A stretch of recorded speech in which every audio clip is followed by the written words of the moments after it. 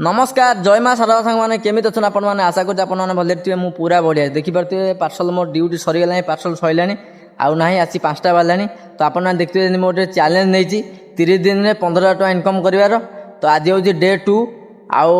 आज केते पार्सल गला आउ केते रहीगला तो निहाती भाव में स्क्रीन में पकड़ आप देखिए चलतु आगू वीडियो देखा तो सका सका मुझे उठिकी पाखापाखि 6:30 उठिक सबू कम मुझे सारी सारिक ऑफिस बाहर देखिपे सका लुकटा पूरा अलग प्रकार आ चषमाटा लगे मोर मन ना तो बाटर आसु आसु आज्ञा चषमा टोपी पूरा लगे तो तापर देखते मुझे बाटर एवं जाऊँ देखो मौसमटा सकाल पागटा पूरा बढ़िया है शीतुआ शीतुआ लगुच जावाक मस्त हो पाखापाखि ऑफिस पाखे आसी मुझे पहुँचे देखो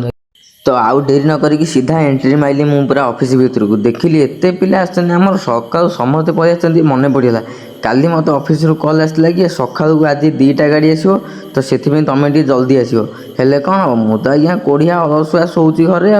आसपार लेट हो जाऊँ आसु आसु तो आसिक देखला बेलू जहाँ खुशी लगे भाई मैंने आमर पलि जेहेतु एवं बीबीडी चलती बिग बिलियन डे चलती तो देखु देखु आज्ञा गाड़ी आमर आसिक पहुँचीगला समस्ते आम लगी गाड़ी में पार्सल बाहर कर तो पार्सल ए बाहर कर दिए देखो एति पार्सल आज गोटे दिन अच्छे तो से मुझे चारिकर बुलेली आउ ये आम रमेश भाई की हस मो पापर गाड़ी की आम विदा करदेल देखो एतिक पार्सल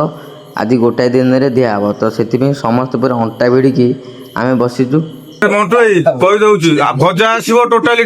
तो सबुदिन सका आम मीटिंग है से समस्ते भाई मैंने आमर पूरा बस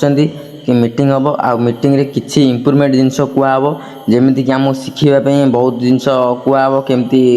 जहाँ भी आज्ञा मीटिंग रे जमी हुए समस्ते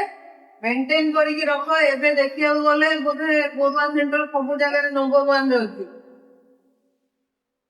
आमे सेटा स्टेट लेवल रे भी नंबर 1 रे सेंती जति आमे एंटी मेंटेन करबे आमे स्टेट लेवल रे भी नंबर 1 रे आसी परिबे तो मीटिंग सोर आमर पार्सल स्कानिंग हवा एवं आरंभ हो जाए तो स्कानिंग है जो रूट को जमी पार्सल जाए आप जानते तो से रूट को जीव पार्सल तो ये स्कानिंग स्टार्ट हो जाए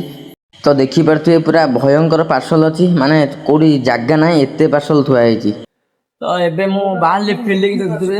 ये गोटे बस्ता ये गोटे बस्ता आज टोटाली अच्छी 55टा पार्सल तो चलतु फील्ड देखा वर्षा उठे तो फील्ड रे पहुँचिक मु प्रथम पार्सल तो पार्सल दे सारिकी एबे मु आसी ऑफिस रे पहुँचे जेहेतु समय अभाव थिला सेते मु ब्लॉगिंग फील्ड रे करि पारनथिलो देखु देखु मानस आसी पहुँची तो ऑफिस रे सब कार्य मोर सरीगला एबे मु बाहरली घर को जीवा पे तो रखुची जय मां शारदा देखा हबो आ गोटे नुआ ब्लॉग।